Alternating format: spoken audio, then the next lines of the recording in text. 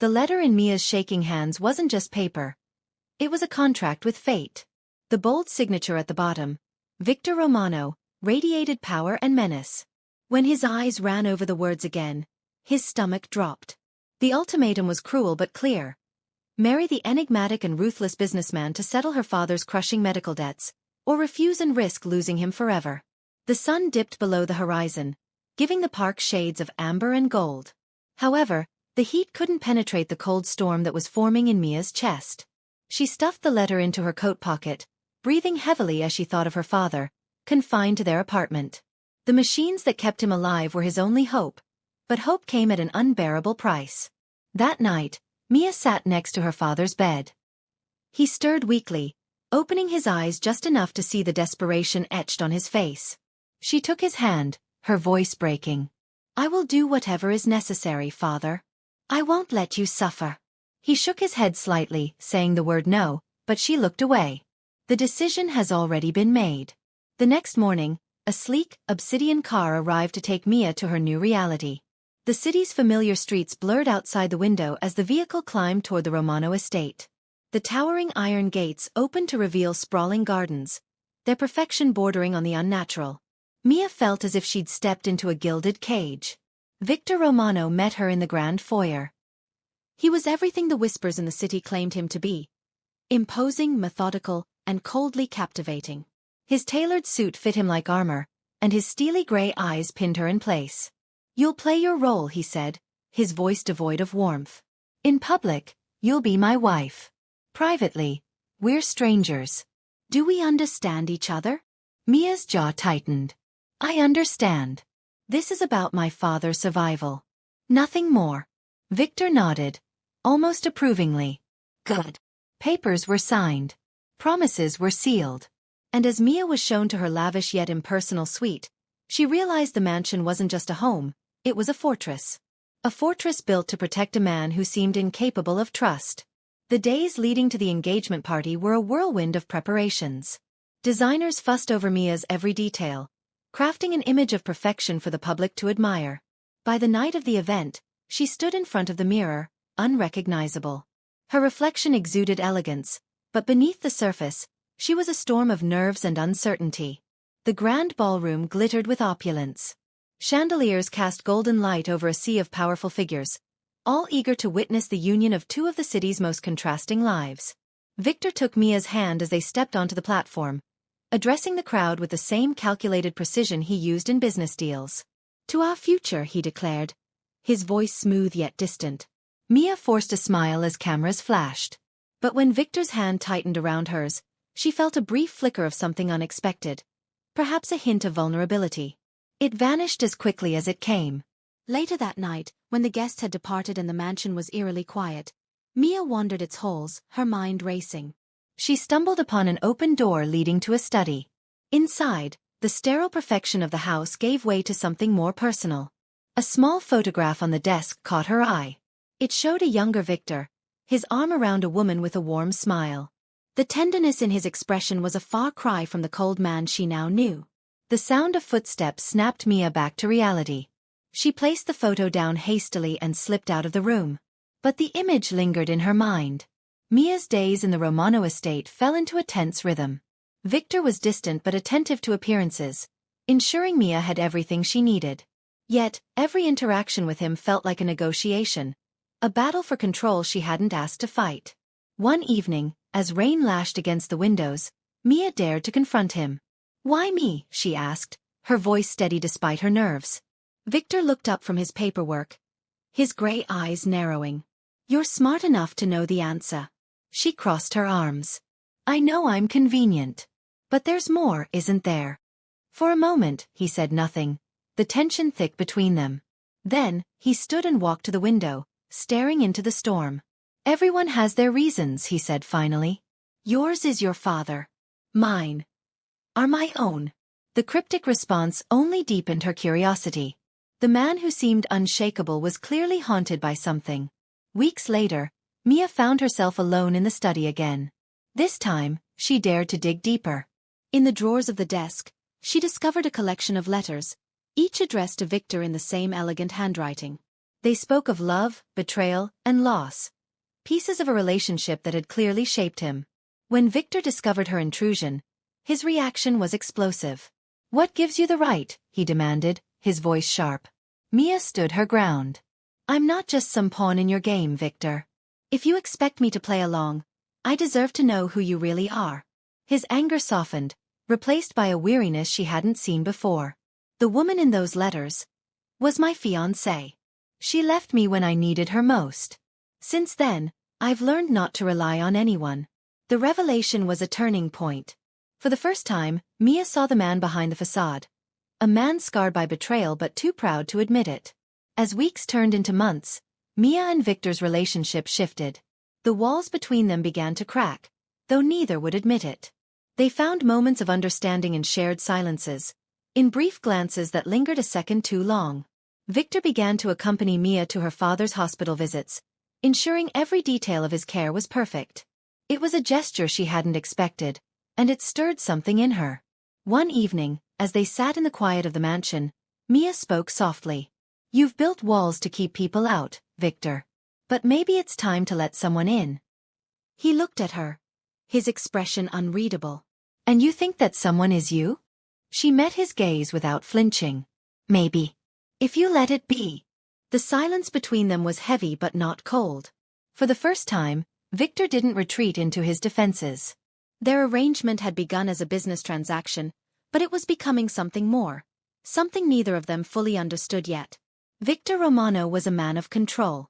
He controlled his empire, his image, and his emotions with an iron grip. Yet, as days passed in Mia's presence, he found himself losing that control in small but undeniable ways. It was in the way her laughter, rare as it was, lingered in the halls of the mansion. In the way her determination to ensure her father's health pushed her to stand up to him, even when it would have been easier to back down. Victor found himself watching her more often than he cared to admit, noticing details he hadn't before. The way her eyes softened when she spoke about her father, or the way she quietly helped the mansion staff, asking nothing in return. For Mia, the change was just as unsettling. The Victor she'd agreed to marry had been cold and transactional, but she was starting to see cracks in his armor. He was still guarded, but in moments of vulnerability, like when he lingered at her father's hospital bedside or spoke about his past in clipped, hesitant tones, she caught glimpses of a man who longed for something more but was too afraid to reach for it. One evening, Mia found Victor in the study, staring at the same photograph she had discovered weeks earlier. The room was dimly lit, and he seemed lost in thought. "Is she the reason you don't let anyone get close?" Mia asked softly, stepping into the room. Victor didn't flinch. He placed the photo down and turned to face her, his expression unreadable. "She taught me a lesson. Trust is a weakness." Mia tilted her head, her voice steady but tinged with compassion. "Or maybe she taught you that people can hurt you when you care. But that doesn't mean trust is a weakness. It's just risky."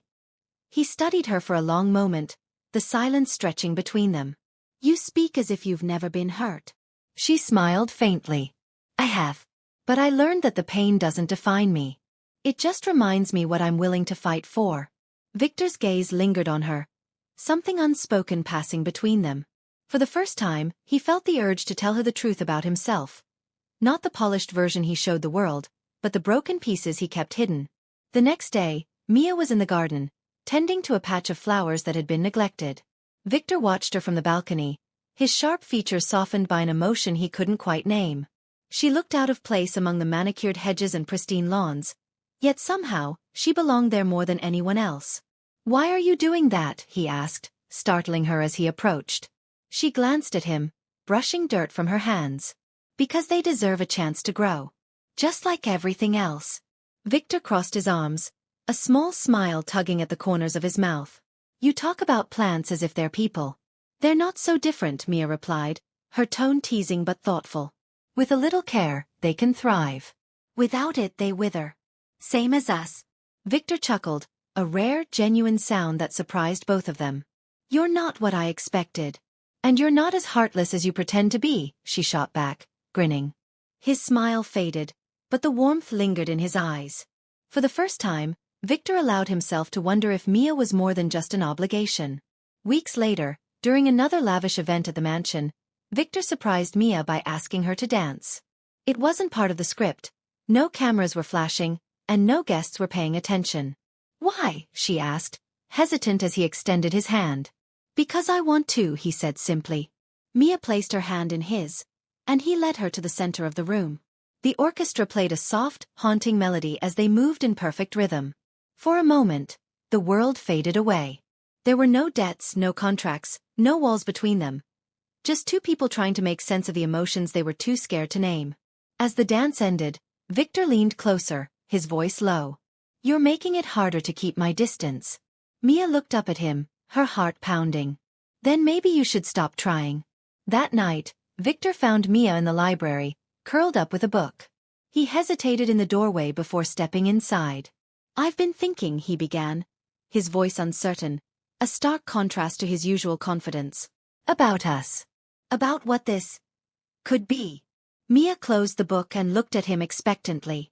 "I told myself that keeping people at arm's length was the only way to survive," he admitted, sitting beside her.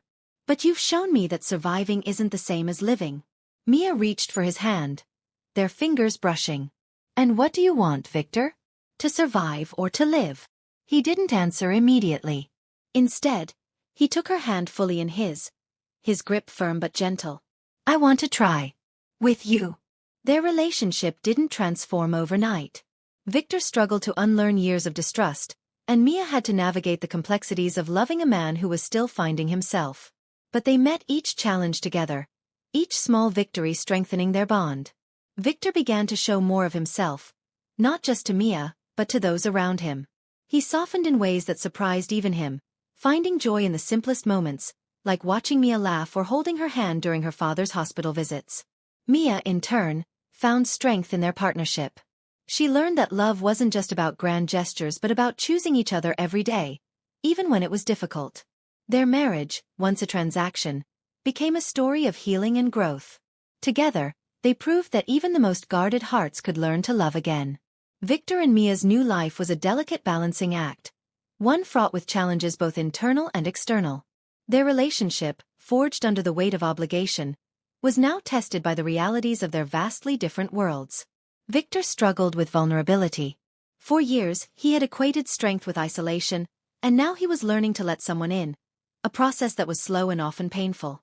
His first instinct was still to retreat behind his walls when things grew difficult.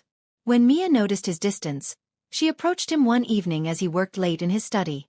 "You can't keep shutting me out, Victor," she said softly, standing in the doorway. "If this is going to work, we have to face things together." Victor leaned back in his chair, the weight of her words settling over him. "I'm not used to this," he admitted, his voice low. "Depending on someone else." Mia stepped closer, placing a hand on his shoulder. "You don't have to do it alone anymore. Let me be here for you." From that moment, Victor began to change. Not all at once, but in small, meaningful ways.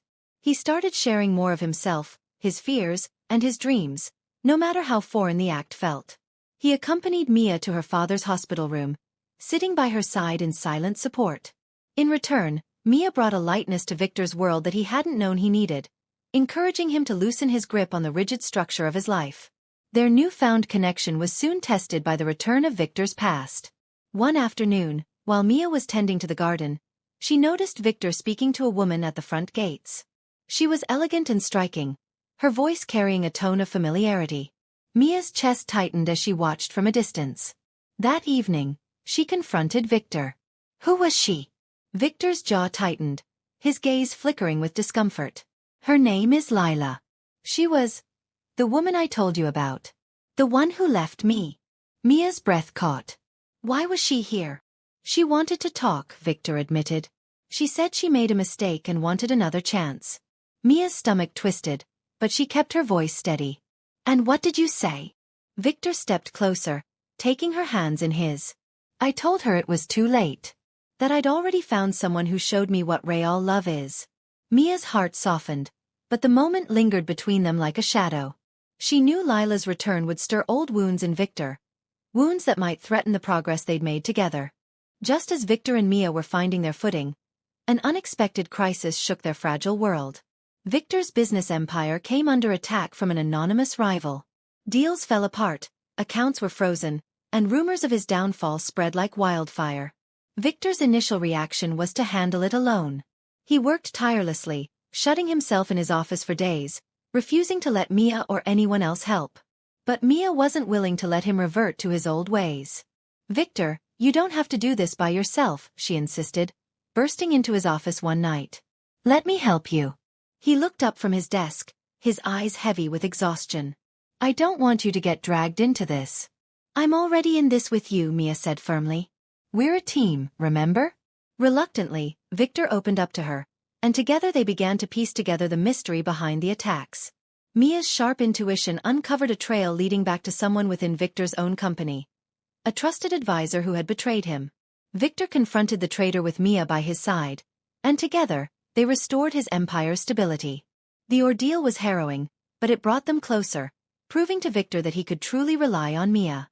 With the crisis resolved, Victor and Mia began to rebuild their lives, but fate had one more twist in store. One evening, while sorting through old documents in the study, Mia found a letter addressed to Victor. The handwriting was unfamiliar, and the contents shook her to the core. It was from Lila, written years ago but never delivered. In the letter, Lila revealed that Victor had a son, born after their breakup. She had kept the child a secret, fearing Victor's reaction. The boy, now 7 years old, was living in a small town with his maternal grandparents. Mia felt her hands tremble as she approached Victor with the letter. When he read it, his face paled, and for the first time in their relationship, Mia saw true fear in his eyes. "Do you believe it?" Mia asked cautiously. Victor sank into a chair. The letter crumpled in his hand. "I don't know.